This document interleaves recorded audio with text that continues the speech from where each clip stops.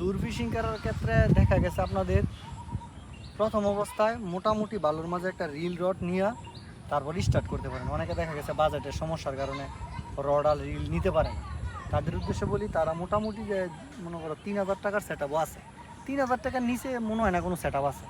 3500 টাকার ভিতরে যে সেট আপগুলো আছে ওই সেট আপগুলো কিনা তারপরে লুর ফিশিং শুরু করো। তাইলে দেখা গেছে তোমরা মোটামুটি একটা ইয়ে করো। তারপরে মনে করো রড রিল তো আছেই, রড রিলের পাশাপাশি মোটামুটি যে লুরগুলো আছে, আমি যেই লুরগুলো ইউজ করি 150 টাকা করে, ওই লুরগুলো আইনা মোটামুটি 2-1টা আইনা ট্রাই করতে শুরু করো। তবে ভালো মানের লুর আনবো ভাই। প্রথম অবস্থায় মোটামুটি ওয়েট আছে না, ওই যে 10 গ্রাম 12 গ্রাম 13 গ্রামের যে লুরগুলো, ওই লুরগুলো আনার চেষ্টা করবা, ঠিক আছে? ওই লুরগুলো আনলে দেখা গেছে প্রথম অবস্থায় ব্যাকলেস হইতো না।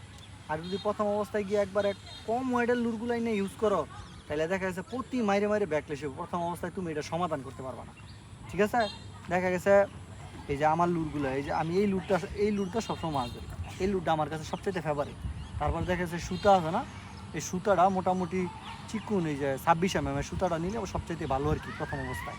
কারণ দেখা গেছে অনেকে ফিশিং করতে ইচ্ছা হইতেছে, অনেকেই আমার মেসেজ দিতেছে কন্টিনিউ যে ভাই আপনার সেট আপটা কিনবো, এইটা কিনবো। আরে ভাই আমার সেট আপ কিনতে হইবে কোনো কথা, তোমাদের বাজেট অনুযায়ী সেট আপ কিনে তোমরা স্টার্ট করো। লুর ফিশিং মানে এটা কইলাম তো, এটা একটা আনকমন ফিশিং ভাই। এটা আমি করতাছি, তোমরা আমার ভিডিও দেখে বুঝতেছো। অনেকে দেখা গেছে বিশ্বাস করে না যে রাবারের ব্যাংকটা মাছ ধরন যায়, কিন্তু আমি যে ধরতাছি মানে আমিও তো কখনো বিশ্বাস করি না যে রাবারের ব্যাংক দিয়ে মাছ ধরন যায়, কিন্তু আমার এখন বিশ্বাস করতে হইতেছে। কারণ কি, আমি এখন নিজে মাছ ধরতেছি রাবারের ব্যাংকটা, আমি কখনো এটা বিশ্বাস করতাম না যে আমার রাবারের ব্যাংকটা মাছ ধরন যায়, যে ফালাইলে খাবলা দেয়। কিন্তু এটা যখন ফালায় আস্তে আস্তে টানবা, তোর মানে এতটা ভালো লাগে যখন খাবলা মারে আইয়া ব্যাংকটার মাঝে, মানে মুন্ডায় চাই, মানে কেমন যে লাগে এটা বইলে বুঝাইতে পারতাম না। যারা এটা ফিশিং করে তারাই বুঝবো, আর কেউ বুঝতো না। অনেক ভালো লাগে ভাই, এটা তোমরা শিখো। যেহেতু আমি তোমাদেরকে মানে বুঝাইতেছি এত সুন্দর করে, তারপর যদি না বুঝো তাইলে ভাই আমার কিছু করার নাই।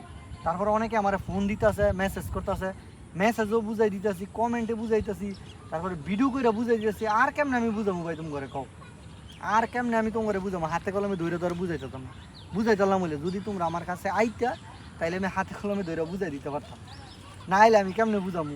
এই যে আমি প্রতি মাইরে মাইরে আমার দেখছো এই যে কতগুলো মারি দিছি, একটা ব্যাকলেস হইতো, আমার কোনো ব্যাকলেস হয় না, আমি মাল লই যায় প্রতি মাইরে মাইরে যায় আমার। কিন্তু প্রথম অবস্থায় দেখা গেছে প্রতি মাইরে মাইরে ব্যাকলেস হইতো, এখন কিন্তু একটা ব্যাকলেস হয় না। ব্যাকলেস সমস্যা রয়েছে, মেন সমস্যা। এটা যদি তুমি সমাধান করতে পারো তাহলে তুমি লুর ফিশিং করতে পারবা, আর তা না হলে লুর ফিশিং করা সম্ভব না ভাই। কারণ ব্যাকলেস সমস্যা অনেক খারাপ সমস্যা। এটা যখন সুতা বেল লাগে, এটা ছুটাইতে ছুটাইতে বিরক্ত হয়ে যাবে, বিরক্ত, এতটা খারাপ লাগে। এই যে আমি মারি, এই যে আমার তো কোনো ব্যাকলেস নাই, এই যে মারি কই জায়গা, ঠিক আছে, কোনো ব্যাকলেস হয় না।